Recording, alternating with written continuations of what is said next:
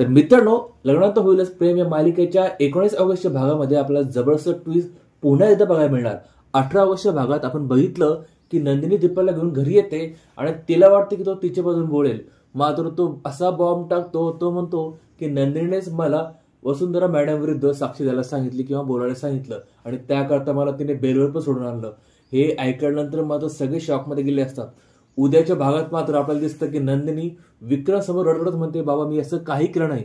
मात्र विक्रम एवढा निराश झाला असतो, तो तिला म्हणतो की मला तुझ्याकडनं अपेक्षा अशी नव्हती, मला तुझी लाज वाटते की तू एवढ्या खालच्या थराला गेलीयस. मग ती जाते दीपककडे, दीपकच्या पण हात जोडून म्हणते, दीपक तू असं का बोललास, मी तुला काही खोटं नाटं सांगून बोलवलं पण नव्हतं आणि खोटं नाटं सांगायला सांगितलं पण नव्हतं. मात्र तो म्हणतो, अगं बाई तूच मला सांगितलं होतं ना की वसुंधरा मॅडमचं साक्षात आहे, म्हणजे तुला नक्कीच माझ्याविषयी काहीतरी वाटत असेल. हे ऐकल्यानंतर मात्र नंदिनी सनकन त्याच्या कानाखाली मारत आहे.